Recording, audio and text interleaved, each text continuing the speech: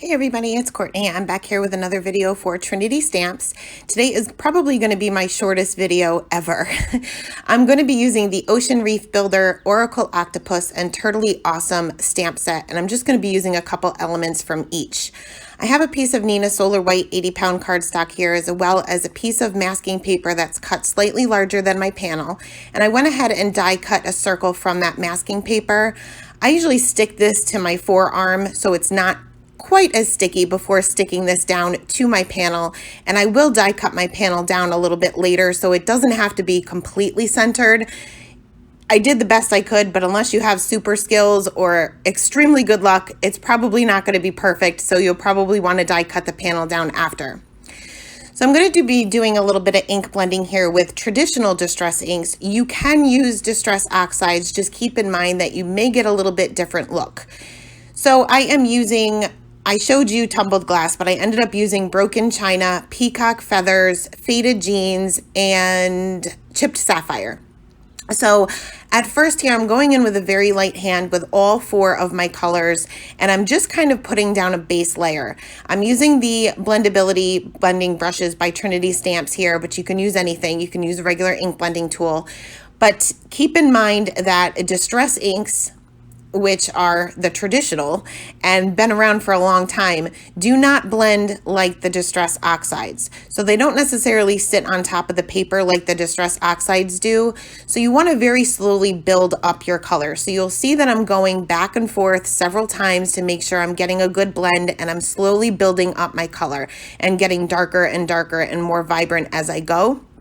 If you just go in with a ton of ink in the beginning, once it's down, it's down. You're probably not going to be able to blend it out too well. But once I am happy with my blending and happy with the results, I am going to let this dry. And I let this dry for probably about a half an hour before I moved on to the next step. You can use your heat tool. Just keep in mind that it will warp the paper a little bit and may make it a little bit more difficult for the rest of the card. So once that was dry, I am going to bring out my MISTI. I am keeping my masking paper in place, and I'm going to take a couple of different stamps from those stamp sets. And you can really use anything here. You don't have to use all three. You can use elements from just one. And I'm just I'm building a little mini scene, basically. So I'm putting the little seaweed and the coral towards the bottom of my little circle. I was going to use the turtle, but decided to use the dolphin instead. It just took up a little bit more of my little circle there. And once I am happy with the placement, which doesn't really make sense now, but it will, I am going to go ahead and stamp this. I am using Blackout ink by Ink on 3, but quite honestly, you could probably use any black ink for this, just as long as your distress ink is dry.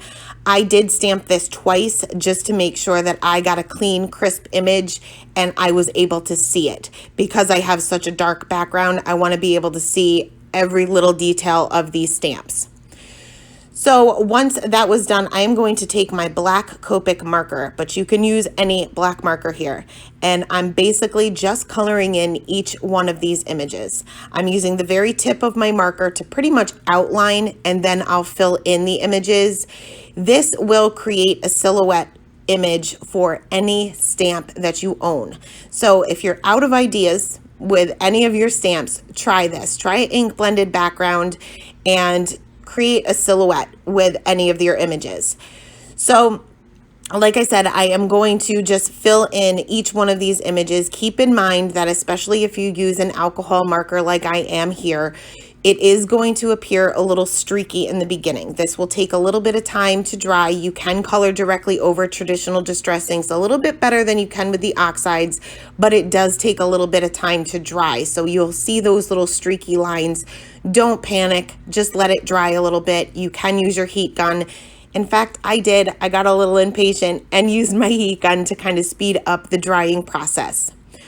Once my coloring was done, I'm just going to draw a little wavy line here on the bottom and fill that in, and this will kind of be the sand, I guess, towards the bottom of my little scene. I'm going to very, very, very carefully remove my mask. This is why I stick it to my arm first, to remove a little bit of the tackiness, because sometimes you can tear your paper if it's too tacky. So once that was done, I am going to go ahead and use a stitched rectangle die to make sure that my little circle is a little bit more centered than it is right now. Stick this down with some Post-it note tape so it doesn't shift around when I run it through my Gemini. Once that was done, I am going to layer this onto a piece of black cardstock that is cut just slightly larger than my card panel itself, but slightly larger than an A2 size card. You can see that I do have a little bit of warping to my paper because, like I said, got a little impatient and used my heat gun. But you do want to be careful just to make sure that those areas are completely dry. I'm not rubbing my finger over those areas just in case, because it does take some time. Going to go ahead and layer this onto a white A2 size note card so I have a little bit of a white border on all 4 sides. And I'm using another piece of black cardstock here, treating that with my anti-static tool, stamping my sentiment with an embossing ink, sprinkling on some white embossing powder, and then I will go ahead and heat set that and trim that down into a skinny little strip. I do take one side of my sentiment strip and just cut it to an angle just because it adds a little bit of added interest. And then I will pop this up with some foam tape. Going to finish off the card using some glossy accents, and I did squirt this onto a paper towel just to make sure there was no air bubbles first. And I kind of just scattered those around my little scene here, and this will make it look like there's some bubbles in the water. I added a few around my sentiment as well, and that is it. That is the card for today, guys. Quick one. Thank you guys so much for stopping by, and have a great day. Bye.